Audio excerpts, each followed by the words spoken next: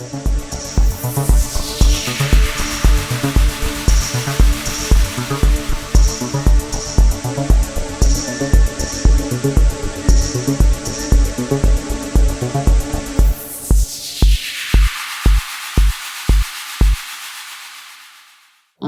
dressed it, and then she came back the next day and it was still, it had sort of looked like it was a little bit better, but still wasn't happy with it. So we tried to make an appointment with the GP. The earliest we could get in was on Tuesday at the Slade Point Medical Centre, and the doctor there, as soon as she saw, at this time the wound had grown and was quite red and nasty, and with some pussy blood and that in the wound, an open wound. We had dressed it, but when the doctor at the Slade Point Medical Centre saw the wound, immediately she said, "You need to go to the base hospital. I'm going to send you with a referral over there. This needs to be drained and cleaned out under general anaesthetic." And so she wrote the referral and was sort of, with urgency about it. And I took my friend straight to the Mackay Base Hospital Emergency Department. Handed the referral letter over, but it had been emailed from the surgery as well, so they were aware of my friend's issue. So we waited in the waiting room, only a couple of hours probably, which is really good for the waiting room over at the emergency department. And then we were taken to the green zone, and my friend was put on a bed, thankfully, because she was finding it difficulty to sit because the bite was on her bottom. So when we got a doctor from the emergency came to look at my friend, I'm not going to be naming her, but it's not the actual her that is the issue, though it did happen to my friend. It's happening all the time, and this is what my issue is. So the emergency doctor had a look at it, and same thing. He said, "Oh, this needs to be treated. We need to get it to theatre. Has to be drained, and cleaned up, and some antibiotics administered straight away." So straight up, they put a cannula in her arm, got her onto an antibiotic, intravenous antibiotics and hydration, took blood samples, organised to send her for an ultrasound so that they could have a look at what was happening. And that was great. It was really, step, one after the other. A doctor from the surgical team came down and had a look, same thing. And I mentioned to the doctor how infected it was and that I was concerned about sepsis, because as we all know, sepsis is an issue that we've all been speaking about for a long time now. And this was one of my concerns for my friend. So I spoke to the surgeon about that, and straight away he said, "We'll try and get her into theatre." She'd have to fast for 6 hours because she'd actually had half a sandwich about 11 o'clock that morning. And so we waited there, and we waited till 7 or 8 o'clock. They were going to try and fit her into the theatre, but apparently we were told there was a lot of trauma cases that were being handled at the theatre, and this is what's going on all the time apparently. So I had to go home for a little while, and when I came back they had moved my friend to the day surgery, a bed in the day surgery, because the hospital had no beds available elsewhere, and there were other patients in the day surgery as well when I went up there to my friend. So by 8 o'clock they realised that they weren't going to send her to surgery that night, and they gave her a couple of sandwiches to eat. So she hadn't had anything to eat since 11 o'clock that morning, and it was about 8:30, 9 o'clock they gave her some fresh sandwiches. So and told her that she would probably go into surgery the next morning. So next morning came, and they had to. She fasted from 2 a.m. that morning through to whenever they could get her into surgery.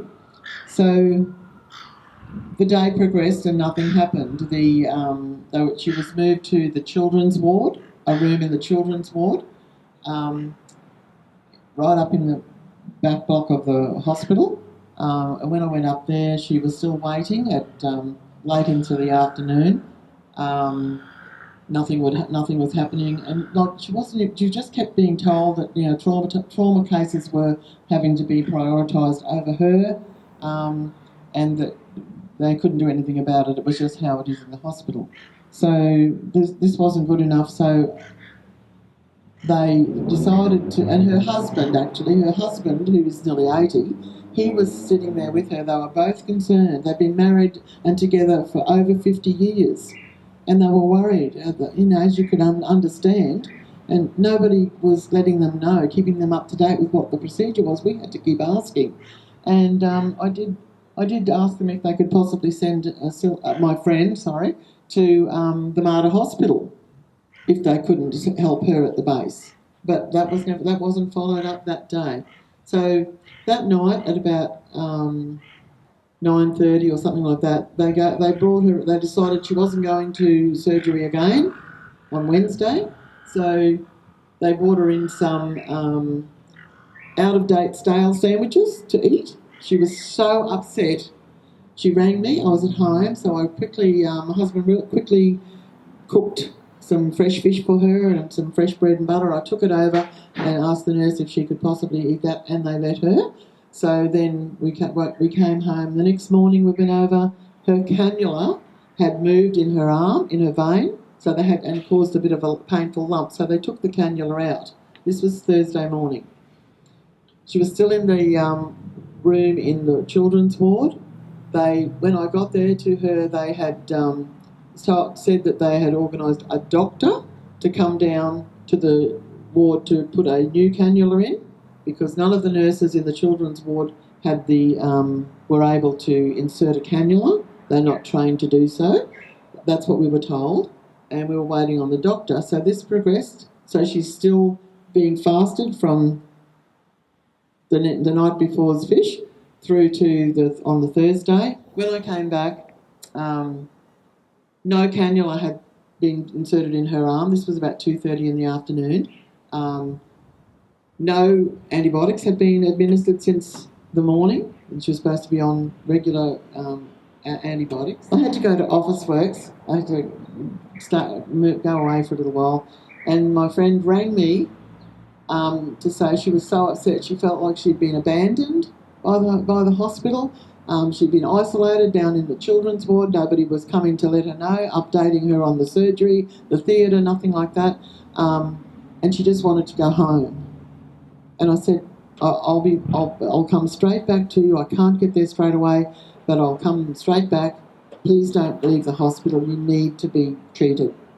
You've got a bad wound, elderly person. You just can't go home. I'll be there as soon as I can.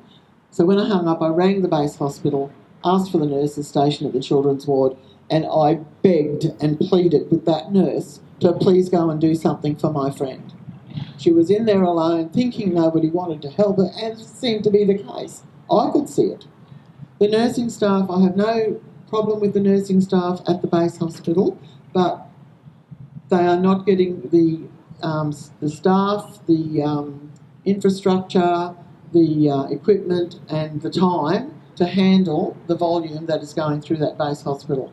I understand this, but when you're a 75-year-old woman in pain and with a serious infection, that's not a concern for you. Your concern is for yourself. So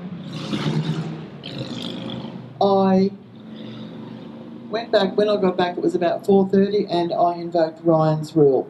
Does everybody here know what Ryan's rule is? Yep. You invoke Ryan's rule at any hospital. You have to be.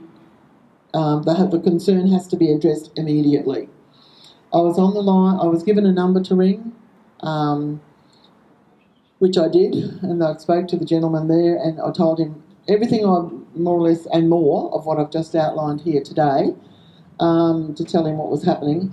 And mind you, at this stage, my friend still had no cannula or antibiotics or hydration going into her body from that morning. So this was Thursday afternoon. I told this to this gentleman, and he put me through to. He told me to held on for a few minutes, but that was okay. And he got back to me, and he put me through to a lady called Lee Grant, and she, I just forget her title, but she's some high-up medical official from the base hospital, Mackay Base Hospital. I thanked her for taking this call and for speaking to me, and I told her everything that had happened. She couldn't believe that there was nobody in those children's ward that could have inserted a cannula. So she asked, I said, well, that's what I was told.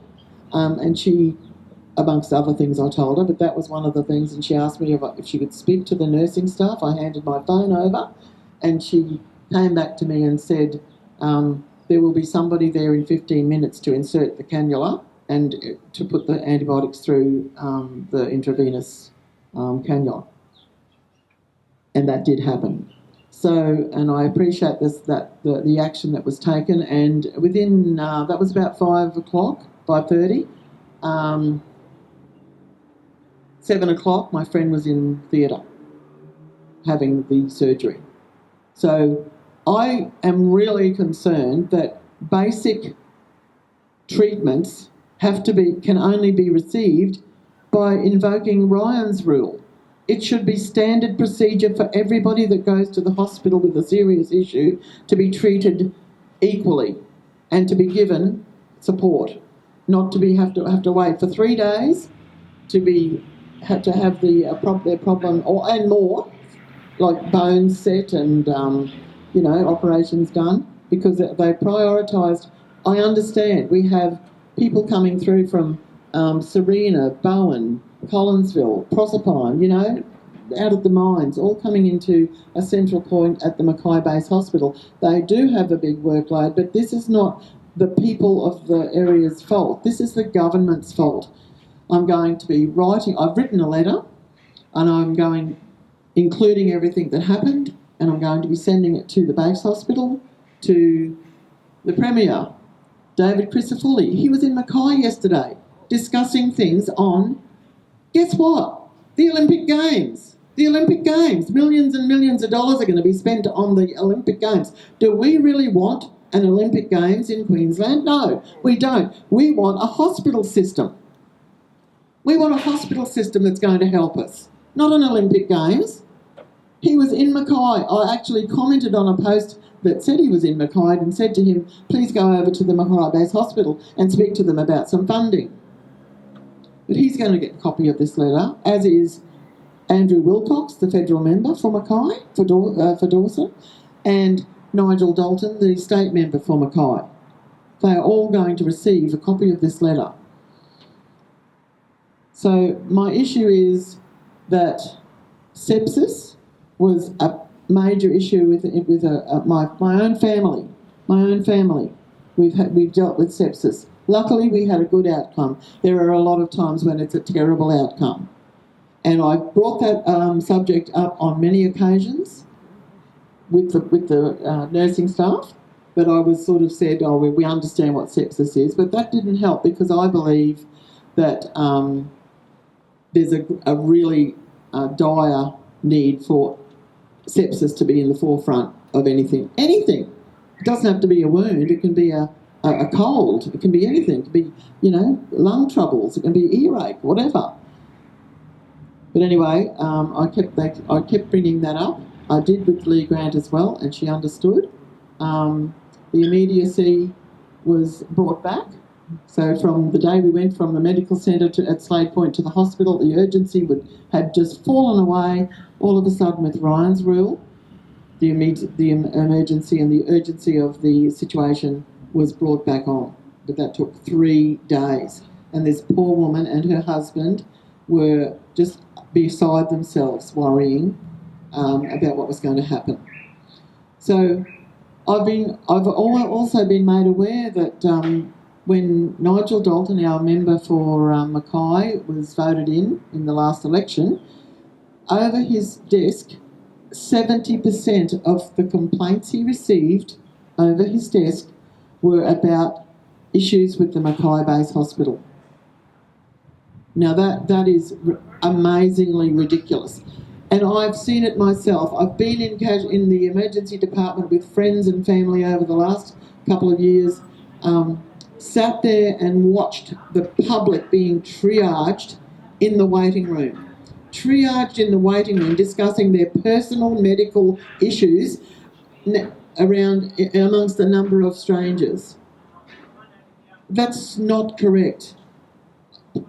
Please, I'll be happy to be proven wrong, but I even think that my friend's basic human rights have not been awarded to her. Basic human rights of sustenance, care, protection, medication, for hydration even. You know, all of these things they should be up as a priority, and that's one of my concerns. There were so many concerns over the last few days, and that's why I'm speaking about it now. I want people to get on board, go and speak to your local members, write letters to your Premier, and we need to improve our health system in this country over and above the need for money to be going offshore, for football teams in countries, for wars that are overseas that are never going to be solved by our money, and Olympic Games. We need money spent on our health system, the basic rights that we should have in our country. Thank you.